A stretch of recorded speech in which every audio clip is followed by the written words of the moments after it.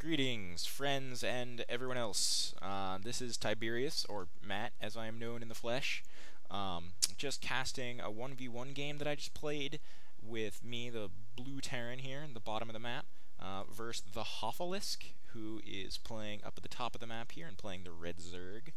I'm just casting this game because I have a couple people looking to actually see me play and figured this might be one of the easiest ways to do so. I've casted a couple of my games previously, but not recently. It's a little bit more work than I would have ever anticipated. The whole stream of consciousness thing doesn't go well with me too much, but it's still fun, and I figured, hey, why not? So here I am building a supply depot at the beginning of my ramp. Gonna wall off, as you'll see later. To those of you who don't know, in Starcraft there are multiple races. There are 3 races. The Terran is who I'm playing, and they're they're human-like dudes. They specialize in constant aggression and harassment and not letting his opponent really do much, sort of keeping them on their toes. Zerg, on the other hand, their specialty is speed, the ability to expand and get a greater economy at a much quicker rate, and the ability to produce a massive amount of units at any given time, so long as they've primed themselves for it. It's a bit of a tricky synergy to get down, but once you get it down, it can be incredibly strong. It's a little bit more micro-intensive as well, which is a little bit more... it requires quicker motions and more focus on each individual battle rather than on generating your infrastructure. Whereas Terran, the humans, are more about getting a strong army and continuously pumping out units. So right now we're both scouting each other.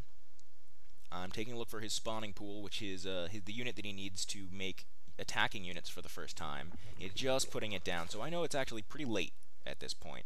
And I'm doing a 2 barracks build, which specializes in insane early pressure against a Zerg opponent. Now I'm noticing that he is putting an early expansion down. This is so he can mine from these minerals and these gas patches incredibly quickly, so he will have an economic advantage on me.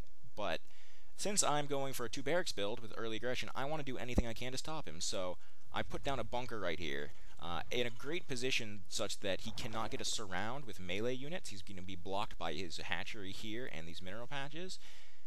And here I come with a couple more workers just to repair it and keep him on the back end, or if my SCV dies here, my worker dies, to continue building the unit. He's trying to kill me with these drones, but he's not going to be able to. Now he puts down these spine crawlers here, which are good attacking units, but I use my workers to surround him. Now my bunker is up, so if I can get these Marines, my first attacking units that I make from the barracks, into this bunker, they're going to be pretty much impossible to hit. And there they go, and I'm getting a call, but I'm just going to ignore that. And bringing his Zerglings, he's attacking, he's trying to pick off my Marines, and sure enough, he does kill it, but I have enough in there that it's going to be incredibly defended, and there's no way at this point that he's going to be able to break this contain. This hatchery at this point is pretty much done. He's going to try to pick off stray units, and he's going to get a couple of stray units as I am rallying my Marines to his base. I realize that, oh, maybe I should turn around with these guys. I'm just going to leave and go back home. But I still have the bunker up here, and it looks like it's in good condition. At the same time, he's building a roach warren, which is a very good move. Roaches are, unlike Zerglings, in that they hit with a ranged attack. They don't need to get up close and hit them. These are the Zerglings. They're very quick, and they need to get up into your grill to hit you. Now I have Marines back here. Now you see the wall, so the Zerglings can't actually get in, but I can shoot them because my Marines are ranged units. Now I'm bringing an SCV up that I had brought just to scout to see what he's doing. And I notice, oh hey look, he's building a roach warren. I know that you're going to be going roach, so I make appropriate responses to that shortly. Now he's trying to save it, kind of, but not really. God damn phone, shut up. There he goes, repairing the bunker, and there goes his hatchery. So that huge initial investment to put another base down here, which costs a lot of money, just got lost, and he hasn't been able to get anything out of it. In the meantime, I've actually been making an expansion, another base of my own. Terran can lift off their building, so I'll be able to lift this off and float it down to this mineral patch, building it safely in my base. I'm keeping this here just because, make him scared, delay his expansion as long as I can. Zerg really need expansions. Terran need them as well, but to a lesser degree.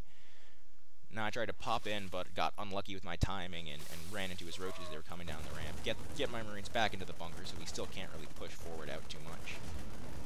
And keeping him on that one base. He's building a couple defensive structures in his base, so I'm forcing him to build additional static defenses here when I really have no intention of pushing up. He's worried that I'm going to try to get pressure, but in reality, I'm worried more about a roach-heavy counterattack, or I'm just trying to get my economy into a much better state than his. And so now I'm actually putting a tech lab down, and I'm going to start marauder production.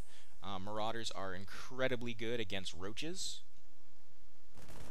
Now he does manage to kill this. I didn't realize that he was hitting me so quick, so I couldn't repair, but even if I didn't, he would have taken that out. There was no way to salvage this, and it has done the damage that it needed to do. I am in a great position right now. He is very far behind. I just have Marines. My orbital is done, and I'm continuing to produce workers, so now I have 2 bases. Each one of them can produce workers here, and I'm producing them 2 at a time now. So I'm getting a great economic advantage here. The more workers you have, the more money you can mine. That is the basic rule. So, and the more money you have, the more units you can make, and the more upgrades you can get. So here I am, he's getting a Baneling nest, and he's finally able to put his expansion down again. He's incredibly delayed on that. I'm getting stim, I'm getting upgrades, I'm getting a bunch of units, and I actually picked off an overlord somewhere, so I supply blocked him there. I'm spending my money pretty well, though I'm on one base. I have 4 barracks, which is a little bit more than I should have on one base, but I'm kind of priming because I know that I'm going to have a second expansion out soon. I'm going to move this over here when I get the chance, but I know I'm ahead, so I don't really feel comfortable pushing out. I know that he has a bunch of roaches, and I know that I mostly have Marines at this point, so it would be a little bit worrisome if I were to push out, because I'm expecting this counterattack right here. And sure enough, he comes, notices, oh, I don't have an expansion. Oh, okay, well, that's a good sign for him. Maybe he'll poke in and take a look. I've got a nice spread around here, so there's nothing he's gonna do.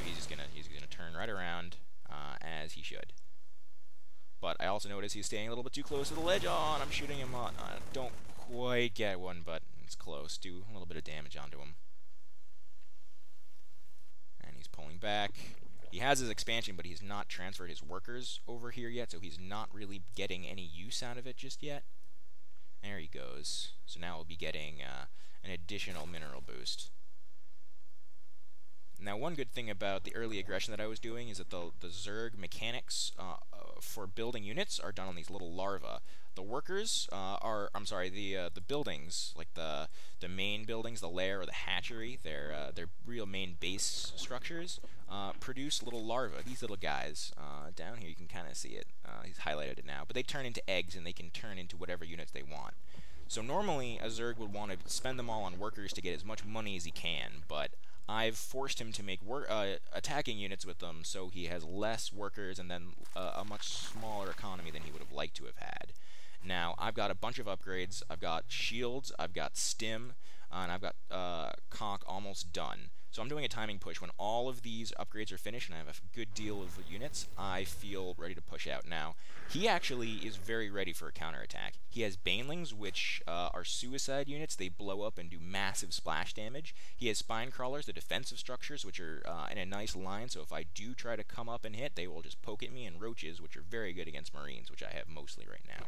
And here it goes. I stim, taking out some of my life, bringing the Banelings down around. Just trying. I do not want to get those Banelings in my face, so I pull back, target the Banelings, hit them so that they don't explode on my guys, and then hit forward. There we go.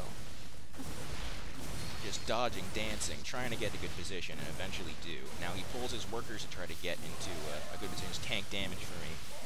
and I just keep kiting them backwards, keep trying to get whatever damage I can. The more workers I can kill, the better. I am happy with that.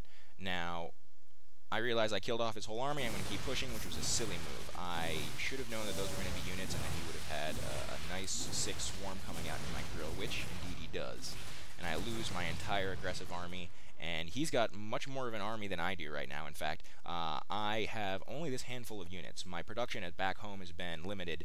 I was really focusing mostly on the battle up here. I did not want to get those banelings to hit my marines, or I would have just died immediately. It was a very tenuous situation. Very tense. And he's trying to get around. I have the 1 SCV tanking damage, so none of my attacking units actually took any damage from those. Getting into a position that he has to stream in where all of my units can hit theirs at one point. Bringing just a couple of SCVs in here to tank damage and attack. Bringing my marauders out so they don't take any while they still continue to hit the roaches. Stimming again and not losing any more of those 2 marauders. So even though we just traded armies back and forth, I'm happy. I killed off more of his workers than he did mine. I actually have a ton of money. I haven't been spending it very well. But I've done significant damage to his economy, and mutas are on the field. I have actually scanned him. No, I've not. I've not scanned him just yet. But mutas are very quick flying units that can hit both ground and air, and they are a huge pain in the butt to deal with. I actually have only... How many do I have? I have 7 marines right now. Okay, now I scanned him, and I saw the spire, so I know that he's going to have mutalisks on the field shortly, building turrets to defend myself against them. And here he does another push. And I'm trying to spread my units around so if he attacks from any